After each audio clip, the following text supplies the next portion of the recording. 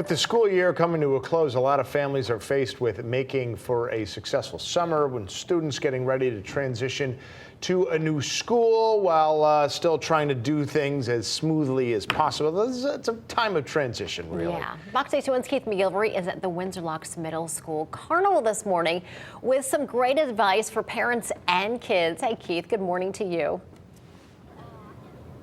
Yeah, good morning. The Wildcats say, hey, you want to come to Carnival Day? I said, why not? But we're going to have a serious conversation as well. We're mixing it all together as the kids are just starting to get out here and give some of this a go.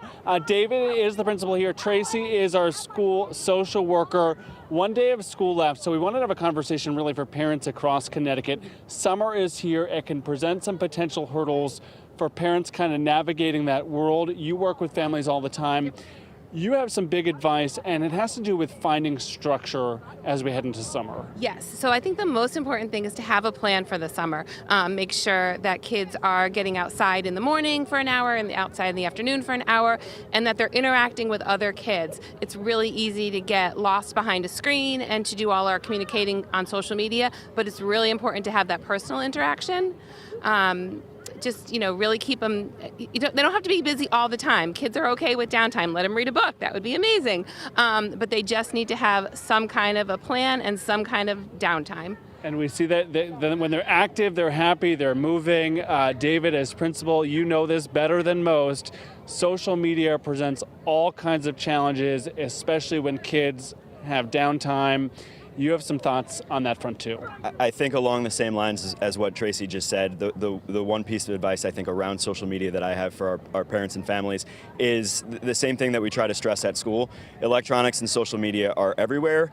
12 and 13-year-old kids especially need guidance, they need support, they need that interactivity. There's nothing necessarily wrong on balance with having a kid who's active on social media as long as there's also an active family, having that conversation, processing some of the things that they might be seeing, so that kids aren't sort of alone in that social media forest by themselves. I told you I survived being a middle school substitute teacher. This age group has many joys. It also has challenges. You say there are resources in communities that people can tap into as well. Absolutely. I think, not to make it town specific, but here in Windsor Locks we have a wonderful social services department.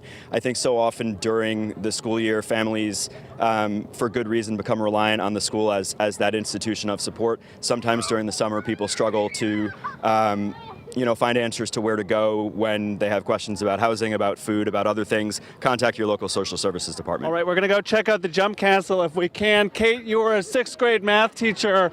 You ready for some fun this morning? I'm ready. All right, you ready for some fun? Yeah. Are you ready for some fun? We're ready. All right, students and teachers, they're going to compete coming up in our 10 o'clock hour. You do not want to miss that, plus some really great additional advice for parents this morning. I'm told I have to kick off my shoes to get on this thing. Stick around, a lot more to get to from the home of the Wildcats. Don't knock other kids out of the way, okay? Yeah. Keith, get up on there. I won't, I promise. Head See into you the bounce later. house.